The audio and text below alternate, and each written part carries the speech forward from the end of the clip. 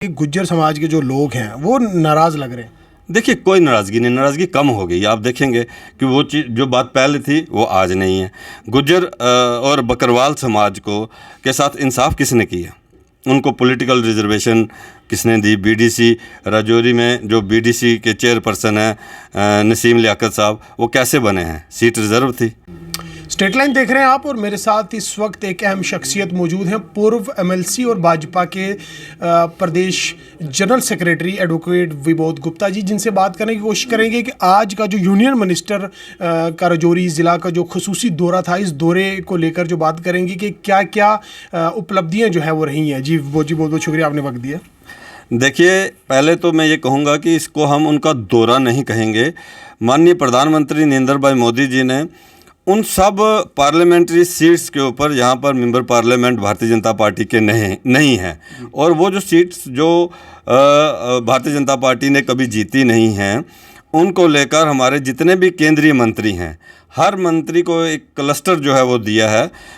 हमारे माननीय जो MOS यहाँ पर Arjun Ram Meghwal ji, parliamentary affair minister, culture minister, उनके पास मिनिस्ट्री उनके पास है।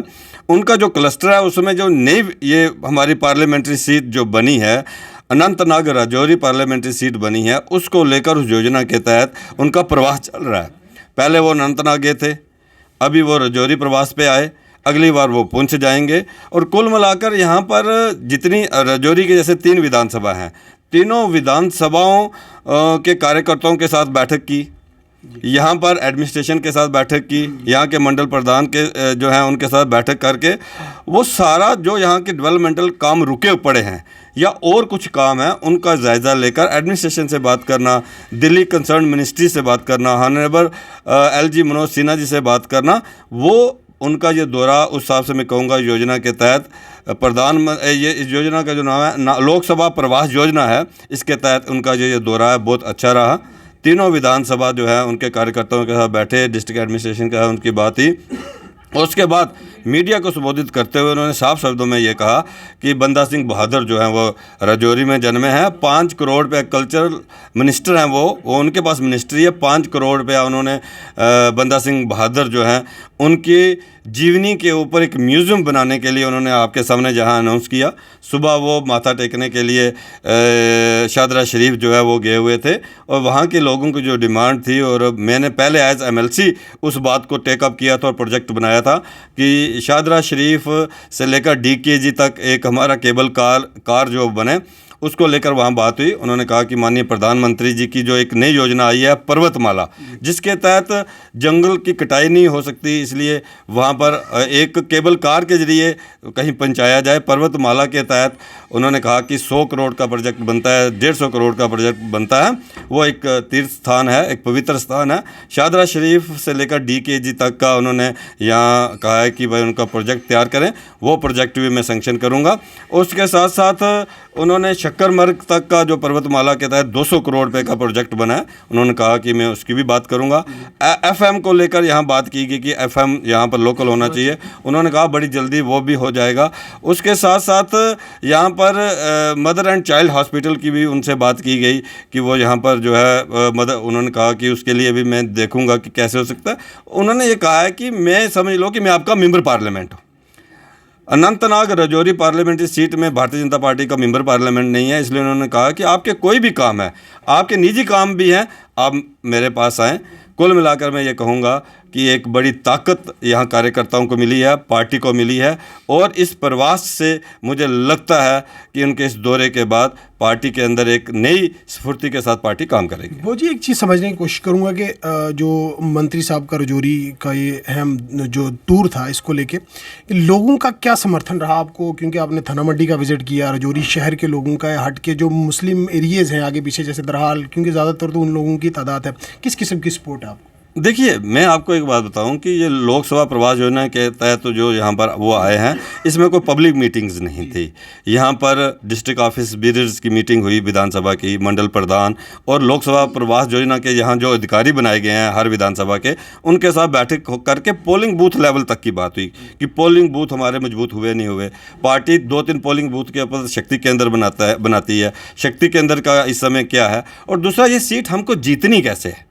हमें ये सीट जो है 2024 के चुनावों में जीतनी कैसे है वो बात उन्होंने कही है। और उसके साथ एक बड़ी इम्पॉर्टेंट बात उन्होंने कही, उन्होंने कहा कि G20 का जो समिट होने जा रहा है और आप लोग प्रयास करें, क्योंकि उन्होंने कहा कि मैंने देखा कि राजौरी पुंछ का जो भाईचारा देखा। इसके अलावा अगर हटके अगर बात की जाए कि पंचायतों के चुनाव जो हैं उनकी घोषणा की गई है कि आने वाले समय में हो सकते हैं, अगर लेकिन असेंबली इंतखाबात को लेकर बीजेपी किस लेवल पे अपने आप को देखती है? देखिए, चुनाव कोई भी हो, चुनाव है जी। और पहली बार जम्मू कश्मीर के अंदर इतनी बड़ी ताकत माननीय प्रधानमंत्री नरेंद्र भाई मोदी जी ने पंचायतों के चुनाव करके दी। पंच, सरपंच और उनको जो पावर्स दी गई, आप देखिए कि इस समय पंचायतें कितनी पावरफुल हैं। और BDC DDC जहाँ बनाए, यहाँ से एक नई लीडरशिप तैयार हो रही है, नए नौजवान तैयार हो रहे हैं। नहीं तो क्या था, ट्रेडिशनल था कि मैं MLA हूँ, मेरा बेटा कल MLA का इलेक्शन लड़ रहा है, वो MLA हैं, उनका बेटा इलेक्शन लड़ रहा है। आज जो पंचायतों के चुनाव होने से क्या हुआ और BDC DDC के चुनाव होने से क्या हुआ कि आम परिवारों से यंग नई एनर्जेटिक लीडरशिप खड़ी हो रही है। इसलिए हम पंचायतों के चुनावों को हमें हल्के में नहीं लेना चाहिए। जहाँ तक विधानसभा की चुनावों की बात है, वो तो आने वाले दिनों में होने हैं, उसका प्रोसेस भी चल रहा है। जैसे ही उनका सारा प्रोसेस इलेक्शन कमीशन का ख़त्म होगा, विधानसभा के चुनाव होंगे। वो जी, एक चीज़ और आपसे जानना चाहूँगा कि अध्यक्ष जो भाजपा के हैं वीरेंद्र राणा जी, वो हमेशा कहते हैं कि कोई नहीं है टक्कर में क्यों पड़े हो चक्कर में। राजौरी में आप क्या समझते हैं, ऐसा ही कुछ है? देखिए, आप कुल मिलाकर आप देखिए कि ज्वाइनिंग्स को अगर आप देखें कि जम्मू कश्मीर के अंदर किस ढंग से भारतीय जनता पार्टी की ज्वाइनिंग्स जो हैं वो हो रही हैं। आप राजौरी की भी अगर बात करें, अब इकबाल मलिक जी से लेकर तालब साहब और तालब साहब से लेकर क्यूम मीर साहब और क्यूम मीर साहब से लेकर हमारे BDC DDC के और जो लोग हैं, उन्होंने भारतीय जनता पार्टी का दामन जो है वो थामा है। ये आपके सामने ही है। और आज आप देखिए कि भारतीय जनता पार्टी की जो डिस्ट्रिक्ट की बॉडी की टीम निकली है, उसमें 50% जो ऑफिस बीरर जो हैं, वो जो बात आप कहने जा रहे हो मैं आपको बता रहा हूँ, हर नाले से हैं। गुज्जर समाज से भी हैं, राजपूत मुस्लिम भी हैं, थन्ना मंडी से भी हैं, बुद्धल से भी हैं, कोटरंका से भी हैं, मंजाकोट से भी हैं, डुंगी से भी हैं, डांगरी से भी हैं, शहर से भी हैं। कुल मिलाकर मेरा ये कहना है कि राजौरी के अंदर भी जो राजौरी की जब हम बात करेंगे तो पुंछ की बात ना करें, वो ठीक नहीं है। राजौरी पुंछ की जो 8 विधानसभा की सीटें हैं वो भारतीय जनता पार्टी की झोली में जाएंगी। ऐसा हम उस तरफ काम कर रहे हैं। पहाड़ी समुदाय को आपकी तरफ से जो उनकी लंबी जो डिमांड थी वो पूरी की गई है। अगर दूसरी तरफ देखा जाए कि गुज्जर समाज के जो लोग हैं वो नाराज़ लग रहे हैं। देखिए, कोई नाराज़गी नहीं, नाराज़गी कम हो गई। आप देखेंगे कि वो चीज़ जो बात पहले थी वो आज नहीं है। गुज्जर और बकरवाल समाज को के साथ इंसाफ किसने किया? उनको पॉलिटिकल रिजर्वेशन किसने दी? BDC राजौरी में जो BDC के चेयरपर्सन हैं नसीम लियाकत साहब, वो कैसे बने हैं? सीट रिज़र्व थी। पुंछ में हमारी एक गुज्जर बहन जो है वो BDC की चेयरपर्सन बनी है, वो सीट रिज़र्व थी, DDC की चेयरपर्सन बनी है। कितने BDC की चेयरपर्सन जो बने हैं गुज्जर बकरवाल रिज़र्व सीटों के ऊपर बने हैं, उनको उनके राइट दिए, फॉरेस्ट प्रोटेक्शन राइट दिए, इंटर डिस्ट्रिक्ट रिक्रूटमेंट बैन को हटाया गया। कुल मिलाकर पहले तो उनके साथ इंसाफ हुआ। अब पहाड़ी कबीले के लोगों की एक लड़ाई, जब 1990 में एक लिस्ट गई थी जम्मू कश्मीर से कि किन किन लोगों को ST का दर्जा मिलना चाहिए, उसमें पहाड़ी ट्राइब का नंबर 1 पर था। अब उनके साथ भी तो इंसाफ माननीय प्रधानमंत्री जी करेंगे, माननीय अमित शाह जी करेंगे।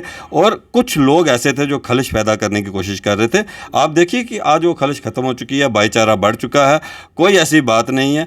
जब सबके साथ इंसाफ होता है तो कोई किसी किस्म की लड़ाई नहीं रहती। वो जी, एक आज की मीटिंग से हटके अगर एक चीज़ आपसे जानना चाहूँगा कि राजौरी शहर के अंदर जितने भी तरक्की के तमाम तर काम थे, अलग अलग सियासी पार्टियों के लीडरान का ये कहना है कि नींव पत्थर हमने रखा, रिबन जो है वो भाजपा ने काटा। आप मुझे ये बताएं, आप राजौरी में रहते हैं, आप जाकर एक बार दोबारा उन लोगों से पूछ लेना जो बात कह रहे हैं। ये जो अब्दुल्ला 2 बना है, ये किसके दौर में सैंक्शन हुआ? सर्कुलर रोड जो नाबन वाली बन रही है वो किसने लाई? सर्कुलर रोड जो हमारी यहाँ इधर से बन रही है, अपने अनंतपुर आश्रम वाली बन रही है, वो किसके दौर में आई? बटाला मंग का ब्रिज 16 करोड़ रुपया किसने लाया? नगेश ब्रिज के अंदर जो आज बंदा सिंह बहादुर ब्रिज के नाम से जाना जाता है, उसके रुपये किसने लाए? बॉयज़ हायर सेकेंडरी स्कूल जो बन रहा है वो किसने लाया? 31 करोड़ रुपया जो अब परसों दोबारा इसमें बाबा गुलाम शाह बादशाह यूनिवर्सिटी में लाया, तो वो किसने लाया? सवाल ये पैदा होता है कि जब मैं MLC था उस दौर के अंदर जितने प्रोजेक्ट मैंने लाए, इतने किसी MLC ने किसी भी अपने इलाके में नहीं लाए हैं। इसलिए मेरा ये कहना है, बात रिबन काटने की नहीं है, बात इस शहर की डेवलपमेंट की है। और आपके माध्यम से मैं ये कहूँ कि आने वाले दिनों के अंदर जो मेरे एजेंडे में है कि जो हमारा हमारा जो नीचे डग वेल है हमारा, जहाँ पर हमारा कोर्ट कम्प्लेक्स है, वहाँ से लेकर न्यू बस स्टैंड तक का ब्रिज का मैंने एस्टीमेट बनने के लिए बोल दिया एक्शन को। वो एस्टीमेट बन जाएगा जल्दी ही, कोशिश करूँगा 5-7 महीनों में वो ब्रिज आ जाए यहाँ पर। कुल मिलाकर मैं ये कहना है कि एक काम करने की एक शौक़ होना चाहिए, काम करने का एक कमिटमेंट होना चाहिए, एक एटीट्यूड होना चाहिए। कुल मिला इसलिए जो लोग इस किस्म की बात कर रहे हैं उनसे ये पूछिए कि भाई आपके दौर के अंदर यहाँ आया क्या। इसलिए मैं ये कहना चाहूँगा कि जो डेवलपमेंट हुई वो हमारे दौर के अंदर शहर के अंदर हुई, क्योंकि शहर को हमेशा इग्नोर किया गया। हमने खाली शहर में काम नहीं किया, हमने हर तरफ काम किया। अगर आप देखेंगे मुरादपुर के अंदर आप जाकर देखिए सर्कुलर रोड्स बनी हैं, आप थना मंडी के अंदर जाकर देखिए कि कितनी रोड्स बनी हैं। कप्पा खा की रोड PMGSY में आप पूछें उनसे किसने लाई। यहाँ पर एक रोड बन रही है 10 करोड़ रुपए की, वर्कशॉप ब्रिज से लेकर गंभीर ब्राह्मणा तक अल्टरनेट 5 गांव को काटते हुए एक रोड 10 करोड़ रुपए की बन रही है।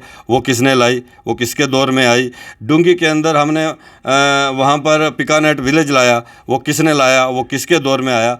कुल मिलाकर एक प्रयास किया मैंने अपने दौर के अंदर काम करने का। और लोग अगर कोई बात करते हैं तो उसको वो जी भाजपा के आप जनरल सेक्रेटरी हैं, आपसे क्योंकि पूछना बनता भी है कि नेशनल कॉन्फ्रेंस के सीनियर लीडर साहब का वज़ीर आला उमर अब्दुल्ला साहब का एक बयान आता है कि आप हमें अक्सरियत में लाइए और हम जो है PSA को ख़त्म करेंगे। इसको आप कैसे देखते हैं? देखिए क्या भद्दा मजाक है। उमर अब्दुल्ला साहब, आपके दादाश्री ने PSA लाया था, 1978 में ये PSA आया था और 16,000 से ज़्यादा लोग नेशनल कॉन्फ्रेंस की सरकारों ने PSA में बंद किए थे। आज उनको PSA हटाने की बात आ रही है। आप जरा उनसे ये पूछना कि यहाँ पोटा किसने लाया। जब NDA की सरकार थी, उमर अब्दुल्ला NDA की सरकार में मंत्री थे, उस समय यहाँ पर पोटा कानून के केंद्र ने यहाँ पर लाया था। और सबसे पहले जम्मू कश्मीर स्टेट थी जिसमें फारूक अब्दुल्ला चीफ मिनिस्टर थे, जिन्होंने जम्मू कश्मीर के अंदर पोटा लाया। उस समय 370 की उनको याद नहीं आई, उस समय उनको 35A की याद नहीं आई, उस समय ये नहीं याद आया कि पोटा जो है वो शरीफ लोगों के ऊपर लागू होता था। आज तो वो ये कह रहे हैं कि PSA शरीफ लोगों के ऊपर लागू होता था। कुल मिलाकर इनकी कथनी और करनी में बड़ा फ़र्क है।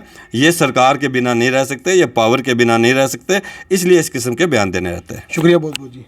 ये थे हमारे साथ एडवोकेट विबोध गुप्ता जी, जिनसे जानने की कोशिश की है, जिन्होंने साफ कहा है कि सरकार जो है वो कमिटेड है कि तमाम तर आवाम के बुनियादी तमाम तर जो काम है वो किए जाएंगे। स्टेट लाइन के लिए रजौरी से आज़ाद।